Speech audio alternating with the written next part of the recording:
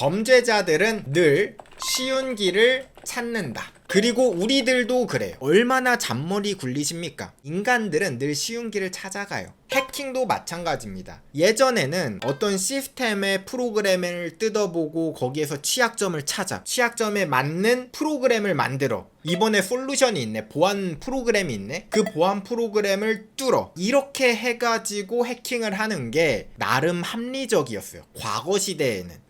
근데 최근에는 이 보안 프로그램도 굉장히 발전했죠. 보안적인 시스템 자체가 푹 하고 뚫기에는 너무 단단해졌습니다. 1년 동안 투자해서 취약점을 찾고 보안 프로그램을 뚫고 해가지고 해킹을 해도 가성비가 안 나오는 거야. 그래서 해커들도 쉬운 길을 찾죠. 어떻게?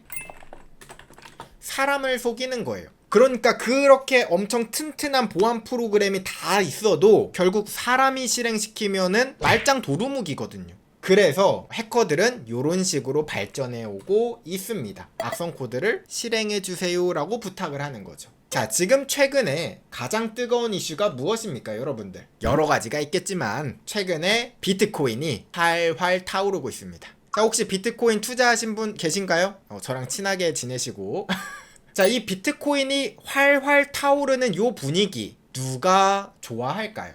첫 번째, 비트코인 투자자. 두 번째, 해커. 그리고 세 번째,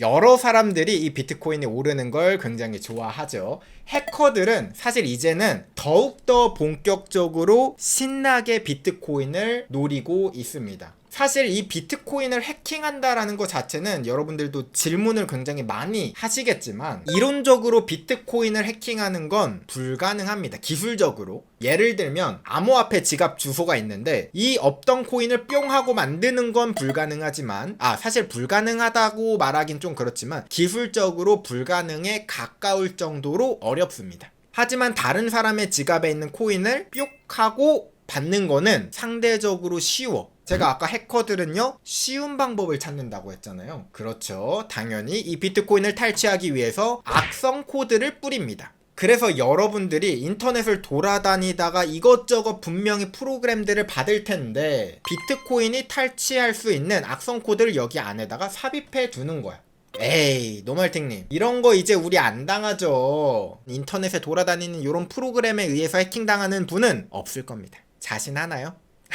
이상한 프로그램만 안 받으면 된다, 그렇게 생각하시나요? 자, 요걸 한번 봐주시면 좋겠습니다. 공식 프린터 드라이버에서 비트코인 탈취 악성 코드가 발견이 되었습니다. 우리나라로 비유를 해보면 삼성이, LG가 드라이버에다가 비트코인을 탈취하는 악성 코드를 넣어서 뿌린 거야. 공식 드라이버인데 이거 안 받을 거예요? 자, 이게 어떻게 동작을 하냐면 드라이버를 딱 설치하면 어떻게 되냐면 여러분들이 컴퓨터를 이용할 때 계속 클립보드를 관찰해. 여러분들이 컨트롤 C, 컨트롤 V 복사 붙여넣기 하면 그 정보가 컴퓨터 어딘가에는 저장되어 있다가 가져와질 거잖아요. 그곳이 클립보드인데 클립보드만 지켜보고 있어, 얘는. 그래서 이 클립보드에 암호화폐 지갑 주소다 라고 생각을 하면 해커의 지갑 주소로 바꿔치기 하는 겁니다. 그게 바뀌어가지고 해커에게 돈을 쏘게 되는 겁니다.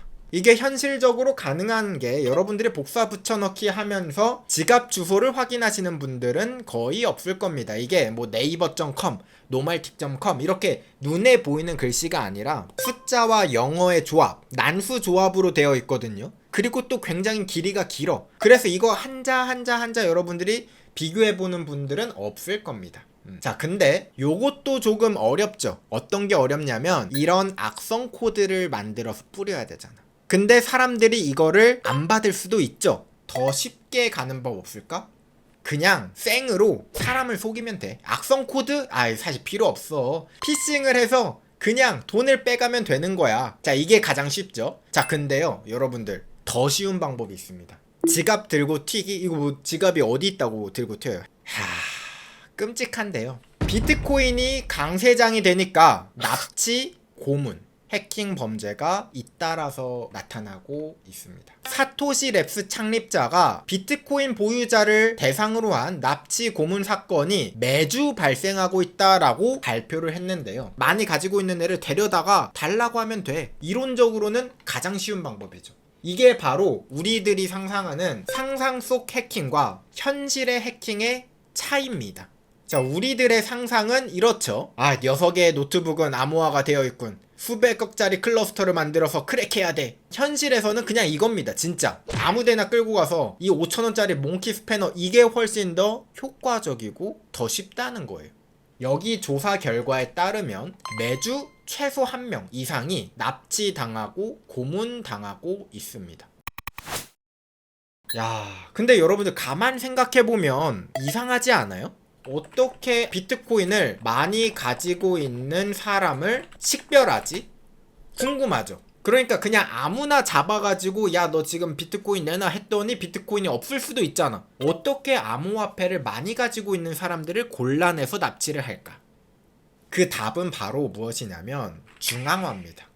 이게 아이러니하게 비트코인, 암호화폐는 탈중앙화라고 하죠. 탈중앙화된 경제 시스템을 위해서 만들어진 게 비트코인이에요. 그러니까 시스템 자체는, 이 비트코인 자체는 탈중앙화인데 현실에서 사용을 하려고 하다 보면 현금으로도 거래를 해야 되죠. 그러다 보니까 이 탈중앙화된 시스템의 비트코인이 이 현금이랑 얽히면서 혼종이 탄생하게 됩니다. 중앙화된 암호화폐 거래소가 등장하게 되는 거죠. 마치 이게 무슨 느낌이냐면 따뜻한 아이스 아메리카노 같은 느낌이라고 생각하시면 돼요. 분명 암호화폐 거래소는 탈중앙화된 시스템을 이용해서 우리가 비트코인을 쓰는 건데 중앙화된 암호화폐 거래소가 등장하게 되는 겁니다. 근데 이 중앙화된 거래소를 이용하다 보니까 문제는 무엇이냐면, 중앙화된 암호화폐 거래소에서는 고객 신원 확인 요구를 해요. KYC라고 해가지고, 예를 들어 여러분들이 뭐 업비트라든가 뭐 이런 우리나라의 유명한 암호화폐 거래소들 있잖아요. 이런 데를 가입하더라도 여러분들의 뭐 신분증이라든가 여러분들의 신원을 확인할 수 있는 자료를 제출을 해야 가입할 수가 있거든요. 그렇기 때문에 그 사람의 민감한 정보를 수집할 수밖에 없어요. 이 거래소가 만약에 털리면 어떻게 되죠? 그 데이터가 유출이 되는 겁니다. 자, 그러면 암호화폐 거래소에서 이 KYC 요구하는 거 이거 너무하다 라고 생각하실 수도 있겠지만, 그러면 이거 자체가 나쁘냐? 그건 아닙니다. 중앙화를 안 시키게 되면 각종 범죄들이 훨씬 더 쉽게 일어날 수가 있습니다. KYC를 요구했었기 때문에 범죄자들을 쉽게 추적을 할 수가 있습니다. 지금 이 시대에는. 인텔 브로커라는 해커가 이 KYC를 이용해서 이 중앙화된 암호화폐 거래소에 계정을 만들었다가 그게 덜미가 되어서 FBI에 잡혔던 사건도 있었습니다. 그럴 정도로 이게 그 자체로 나쁘냐라고 말을 할 수는 없어. 하지만 이 민감한 정보들이 중앙화된 암호화폐 거래소에 있다 보니까 해킹을 당해서 이 정보가 유출이 될 수도 있고, 이 암호화폐 거래소의 직원이 이 데이터를 빼돌릴 수도 있겠죠. 그래서 이런 정보들을 가지고 사람들을 납치해 가는 겁니다. 그래서 실제로 이 사람이 발표를 했는데, 현재 8천만 명 이상의 암호화폐 사용자 정보가 지금 이미 온라인에 유출이 되어 있습니다. 이미. 이 중에서 220만 명은 집 주소까지 노출이 되어 있습니다. 그 정도로 생각보다 심각하다라는 거예요.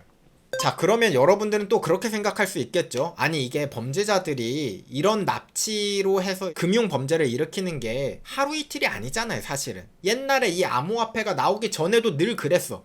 자, 그런데 지금은 상황이 좀 달라요. 암호화폐는 범죄를 저지르기가 굉장히 난이도가 쉽다라는 겁니다. 예를 들어서 우리가 현금을 벌기 위해서 어떤 사람을 납치했어. 자, 그리고 너 여기에다가 계좌이체 해서 계좌이체를 하더라도 대포 통장이 필요해.